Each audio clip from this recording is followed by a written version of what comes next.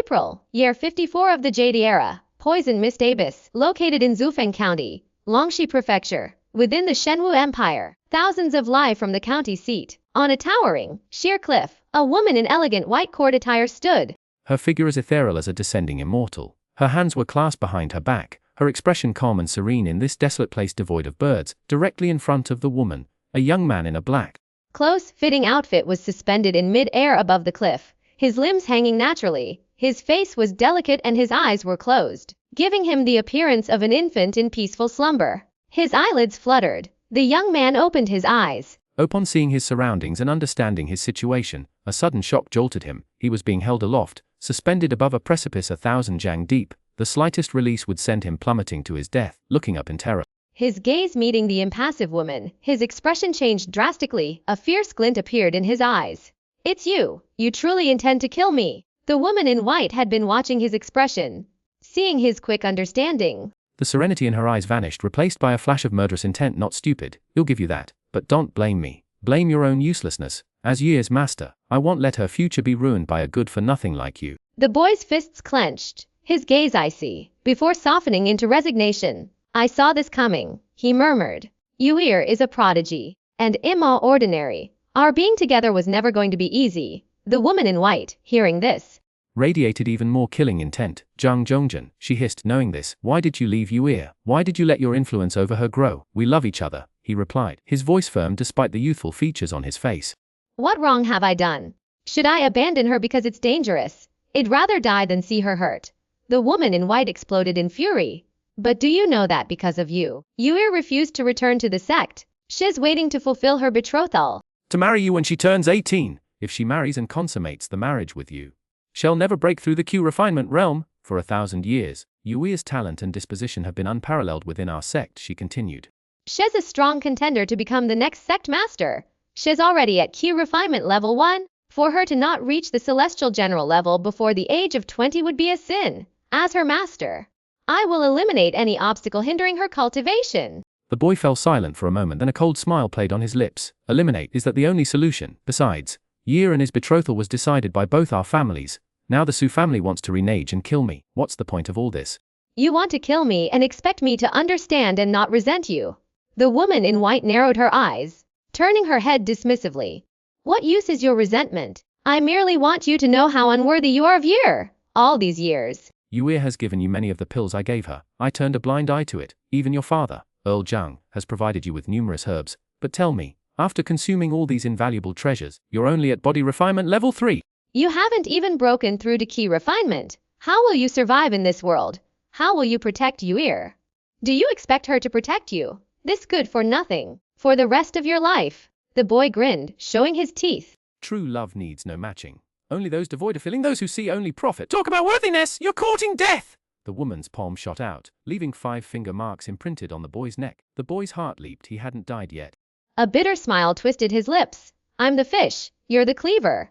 Escape is impossible. I have nothing left to hide. But you, if you're going to kill me, do it quickly. This dithering, is it to humiliate me, or are you afraid of the power behind me?" The woman in white laughed, then abruptly stopped, her gaze icy. "Afraid your father, Earl Zhang, is indeed formidable. But I'm not the only one who wants you dead. Your uncles have long coveted the earldom, if not for you being the earl's only son. And the imperial family needing a useless nobleman with no potential for cultivation. Your position as the heir to the Marquis of Zhenjin would have been taken long ago. So my uncles were involved." Agony pierced the boy, His forced smile growing even more desolate. "They all want to kill me. But what have I done wrong? You and I loved each other. Was that wrong? I was born the son of Earl Zhang. Was that wrong? I've done nothing wrong. This is all your selfish machinations."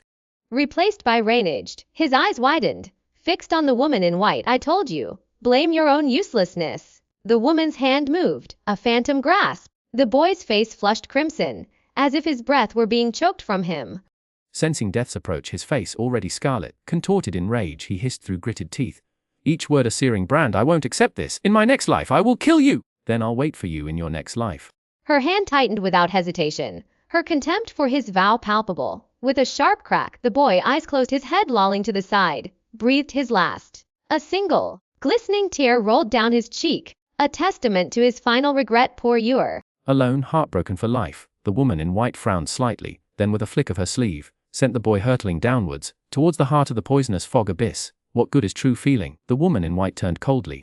And drifted down the mountain. The poisonous mist abyss. This was a deep valley perpetually shrouded in an unvaporizable poisonous mist. Perpetually dark and cold without a ray of sunlight. The ground a thick layer of black swamp. Accumulated for countless squares, jade, white floor was laid upon it, presenting a stark contrast of black and white. On the white jade platform, a tall sun lamp hung high, radiating light. Below it were a sun umbrella beach chairs. On the table sat a dish of crystal, clear grapes, and a glass filled with red wine beaded with ice. Even more extravagant was a thick cigar emitting white smoke, resting on a glass ashtray. On either side of the beach chairs were two speakers with huge horns, blasting deafeningly loud. Percussive music, the solidified poisonous mist around them undulated to the rhythm. A giant frog, half the size of a man, with a bright green back, and enormous sunglasses perched on its head, was dancing along to the music, mimicking human-like, highly rhythmic movements. Chapter Loaozen 2 The Giant Frog. The music suddenly stopped, and the giant frog also stopped. Striking a fixed stage pose, after holding the pose for a moment, the frog swayed its forepaws and waddled toward the beach chair. Ribbit, a little dance, a bit of a sweat. It's really a good way to kill time, Ribbit. The giant frog threw itself onto the beach chair, habitually propping its legs up. He raised his glass, took a sip, then grabbed his cigar and puffed furiously. After exhaling a few rings of smoke, the big frog gazed once more at the murky, toxic ceiling. Letting out a melancholic sigh, Ribbit, this is just awful. I've fallen into this practically lifeless wasteland. I finally found the being with the largest brain capacity in this place to possess, only to discover it was a toad. Even that would have been fine. But what was I thinking back then? Did I not have enough brain power or what? Instead of using my remaining energy to leave this wasteland, I used it to beautify the toad I possessed. The result? I went from a toad to a handsome big frog. But my energy is now critically low. Staying alive here is a struggle, let alone leaving. The big frog sadly took another sip of his drink. Ribbit, after all these years, I've finally saved up enough energy to use the soul transferring technique again. But in this wretched place, I'm the one with the largest brain capacity. If I possess another being, its smaller brain capacity might cause it to do something strange, and then it'll never be able to leave this place. Ribbit, Ribbit, so no more thinking about it. I'll just keep saving energy and wait until I have enough to finally escape this hellhole and see the outside world. The big frog downed the rest of his drink, took a few more puffs of his cigar, hopped off his chair, wiggled his butt and swung his limbs. Enough rest! Time for the next dance performance. The big frog struck a pose, a cocky twitch of his lip, and just as he began to say sound, he suddenly stopped, looking up in astonishment. Strange, what was that sound? As he looked up, he saw a small hole open in the toxic fog, and an object rapidly plummeting down. Having lived in this place for so long, the big frog's mind was a little sluggish. He didn't react at all, just stared blankly at the thing falling from above. When he saw it was a person, Nug immediately grinned widely. Ribbit, haha, finally. I've waited for it.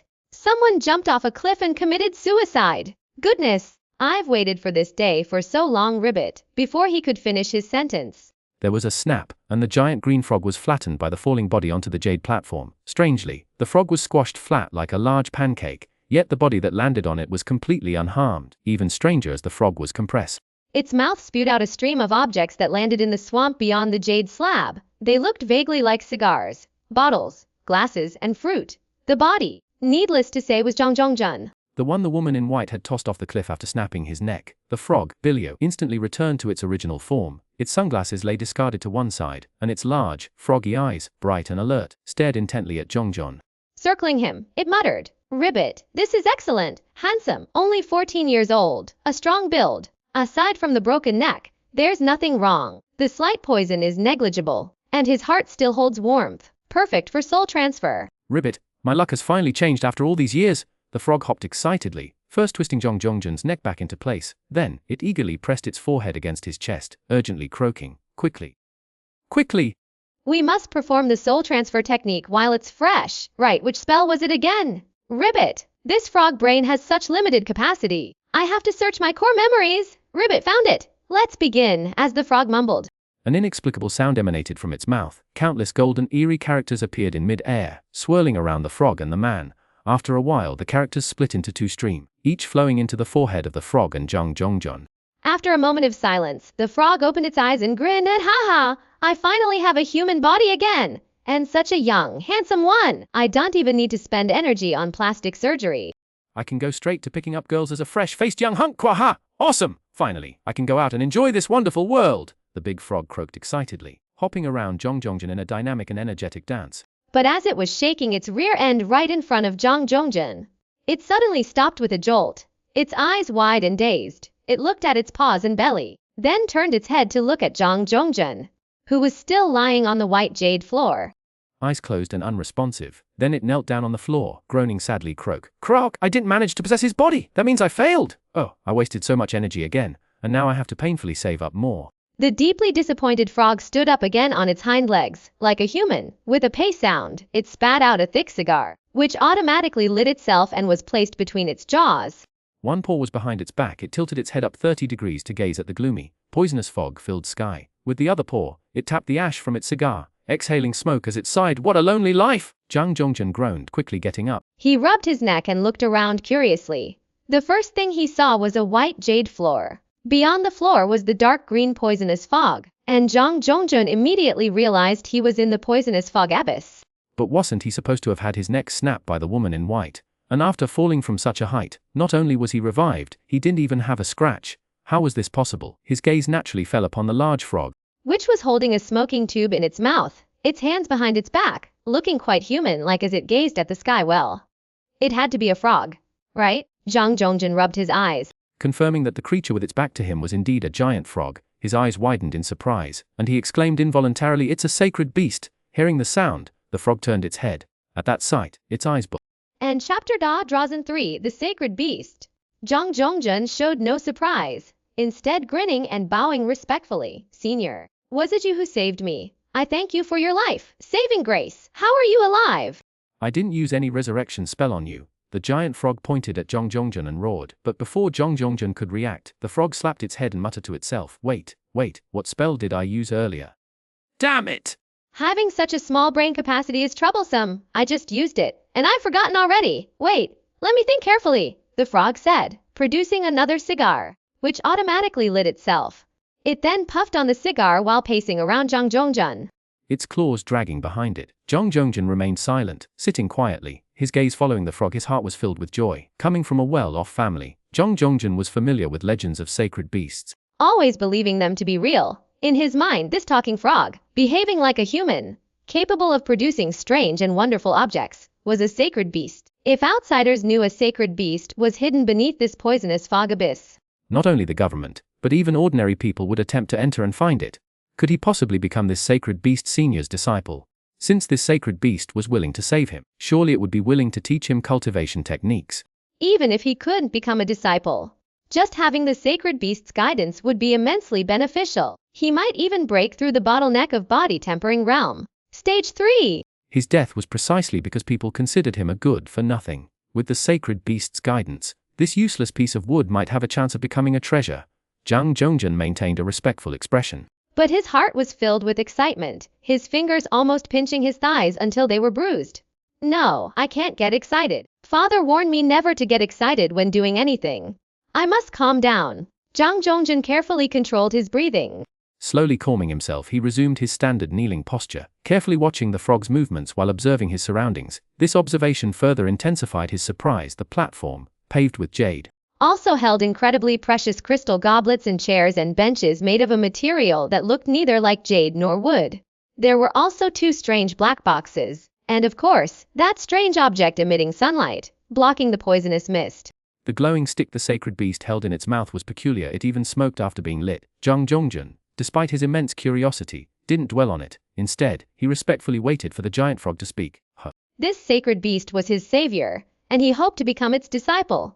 But a wave of dejection soon washed over Zhang Zhongjun. Sigh. Though his father never explicitly stated it, Uncle Zhang, his father's right-hand man, had said he lacked the aptitude for cultivation. Since then, his father had stopped forcing him to cultivate and had stopped making him drink those bitter concoctions. This confirmed his lack of aptitude. Could this sacred beast solve his problem? "The sacred beast has already saved your life. How dare you demand it solve your cultivation aptitude issues? Zhang Zhongjun, you're being greedy." With this thought, Zhang Zhongjun's heart calmed. For years, he'd grown accustomed to avoiding trouble for others. Upon seeing the giant frog, he'd momentarily fantasized about receiving guidance to resolve his cultivation aptitude. But years of disappointment had quickly dispelled that thought. Lack of ambition was the phrase his elders used. Their faces etched with disappointment.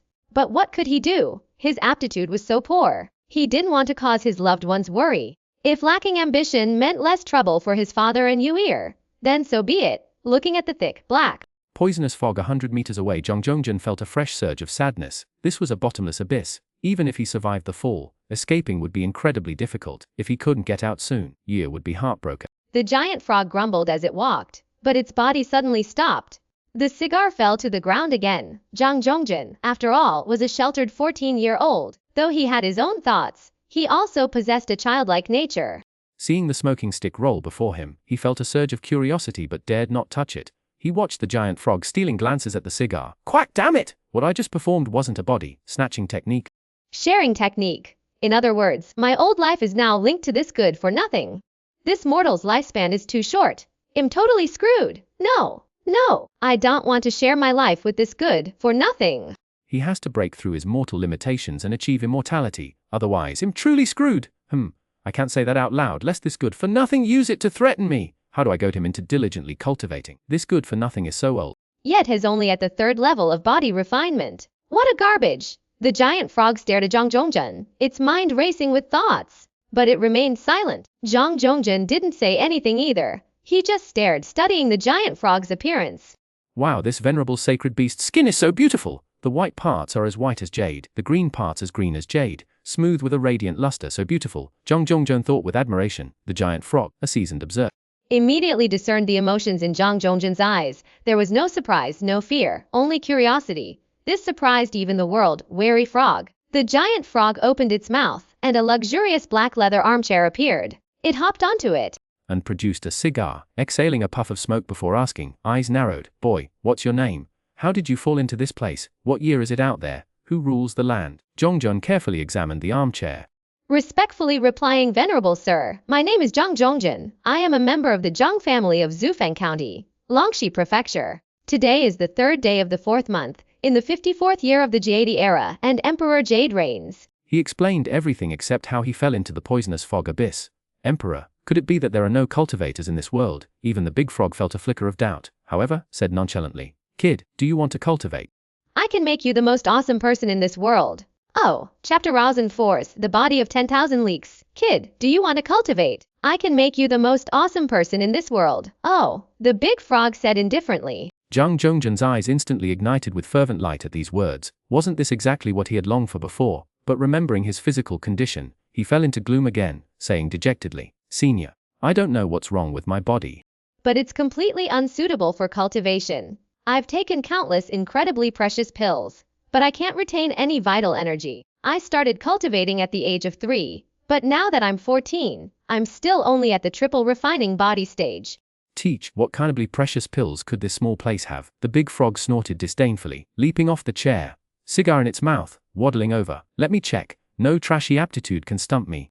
I've got tons of cultivation techniques suitable for all kinds of trashy aptitudes. Saying this, the big frog placed its paw on Zhang Zhongjun's body. Zhang Zhongjun naturally showed an expression of expectation and nervousness, although in the past, to avoid causing sorrow to his father and sister Yua, he had pretended to be carefree, but if he had even a 1 in 10,000 chance of successfully cultivating, he would absolutely go all out to seize it. A strange feeling surged into the big frog's heart when it finally found the meaning in its jumbled memories, caused by its limited brain capacity. It couldn't help but freeze in stunned silence. Zhang Zhongjun blinked. The usually stern giant frog had suddenly widened its eyes, its tongue extending to an incredible length. But wasn't a frog widening its eyes and sticking out its tongue a normal occurrence? Was this a surprised expression? Zhang Zhongjun felt as if a bucket of cold water had been thrown over him. The excitement and passion that had just surged within him cooled instantly. Sigh, it seemed there was no solution to his aptitude problem. Otherwise, the sacred beast wouldn't be showing this expression. But it was so frustrating. He had been so lucky to be resurrected and encounter a senior sacred beast, yet still couldn't resolve the issue. Was he doomed to spend the rest of his life here? And Yuir, alone out there, how would she manage? A look of sorrow crossed Zhang Zhongjun's face, but it quickly vanished.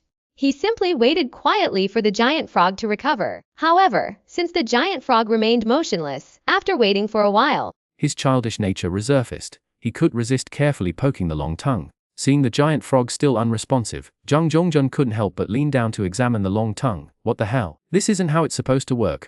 The body possession technique turning into a shared life and death technique is one thing. But why the hell is there a master-servant status involved? Is it because my current body is a frog? Although this master-servant status doesn't really bother me.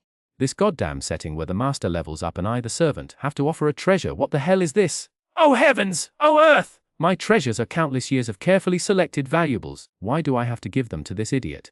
And this idiot is only at the triple refinement stage of cultivation. By the time this idiot reaches the peak, won't all my treasures be his?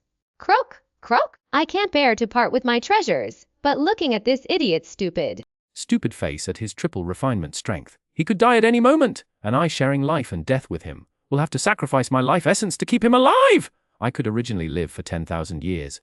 But after a few times, if I can live for 100 years, I'll be lucky. This is forcing me to cultivate him, forcing me to give him treasures. Damn it. Is this a spell I learned before? Why would I learn such a crappy spell? And having learned it, Low brain capacity is such a pitfall. The great green frog engaged in a fierce internal debate, ultimately concluding that it had to shoulder this burden. Compared to its life, treasures were secondary, therefore. It had to quickly enhance this good-for-nothing strength. The great green frog, just about to thoroughly examine Zhang Zhongjun's physical defects, snapped back to its senses and exploded in rage. Damn you, good-for-nothing! You actually tied my tongue into a bow, senior. I think your tongue is so red and soft, it must look beautiful tied into a bow. Don't you think it looks great? Zhang Zhongjun foolishly held up the great green frog's bow-tied tongue to show it. Beautiful, my foot! Not some damn ribbon. Untie it quickly. The great green frog hopped about. But its tongue was held by Zhang Zhongjun, so it could only stand there, gesturing angrily. Oh, I'll untie it right away. Zhang Zhongjun obediently untied the knot, muttering as he did so, strange, it looks so beautiful. Why doesn't senior like it? The tongue not undone, it shot back into the great green frog's mouth. The great green frog spat out a cigar, lit it, and surveyed the once again respectfully postured Zhang Zhong through the smoke. Holy crap! This guy's demeanor and words seem so innocent, yet his actions are so villainous. Could he be a wolf in sheep's clothing? But I hope this good-for-nothing is a wolf in sheep's clothing, otherwise if he's truly so innocent, life will be incredibly difficult. Forget it. What does his personality matter? Now we're in this together. Life or death, no one can hurt the other. Even if Hez a demon incarnate, it doesn't bother me much. Let's first see what's wrong with this guy's body. The big frog, having spat out a few puffs of smoke, once again pulled a serious face and stepped forward to examine Zhang Zhong's condition. Soon, its eyes bulged out again and its tongue shot out, but compared to before, the long tongue retracted at lightning speed. Damn it! This isn't fair! This guy actually has the 10,000 leaks body. Even rarer than the no leaks body. Why a 10,000 leaks body? Don't you know that filling each leak consumes massive resources? Although, once all the leaks are filled, he'll be an invincible badass, the only one in the myriad worlds. But do you know how much of a pain in the ass filling those leaks is?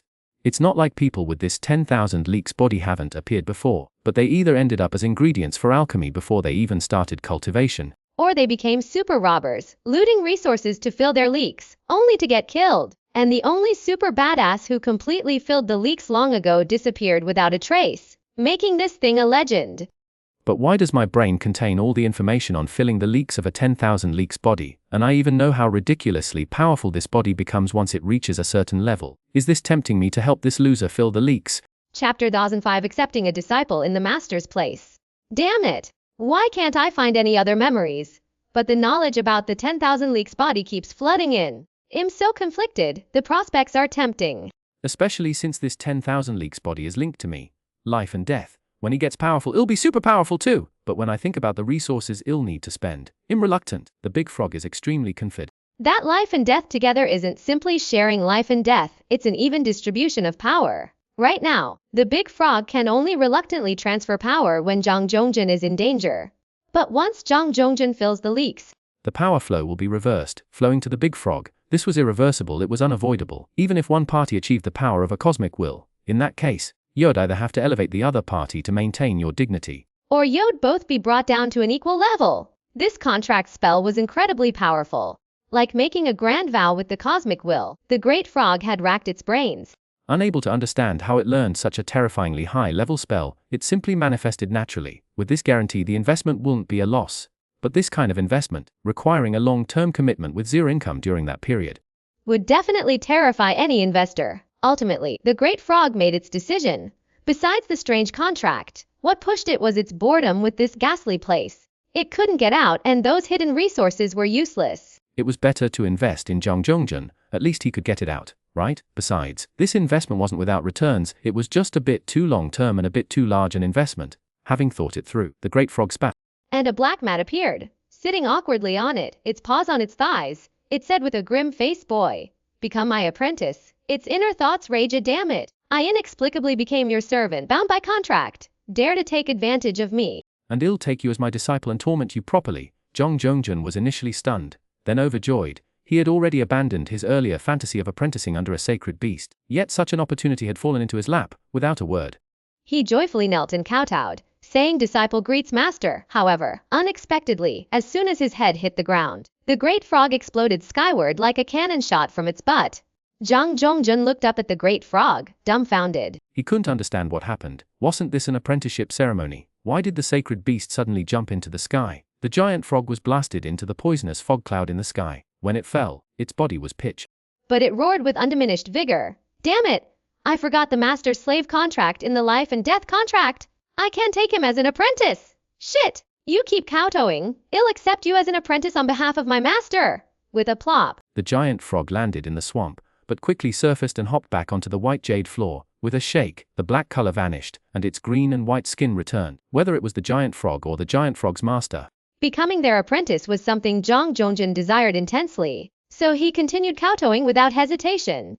The giant frog, swaying from side to side, arrived at the edge. Looking at his bare crotch, it muttered, "Damn it, luckily I don't have eggs." otherwise that would have been painful. But it's my own fault. Fine, I'll accept you, and I even use this formal apprenticeship ceremony. It's a good thing too. Otherwise, when I want to discipline this good, for nothing as a master, I'll discover an identity issue, which would be a bigger problem. After muttering, the giant frog opened its mouth, and the seemingly ordinary black mat shrunk and flew back into its mouth. Seeing this, Zhang Zhongjun couldn't help but show a curious expression. staring intently at the giant frog's mouth, muttering in his heart, "Saint Beast, oh, I should say senior brother, you're so strange. Do you have a legendary storage space in your belly? That must be it, since so many things come out of your mouth."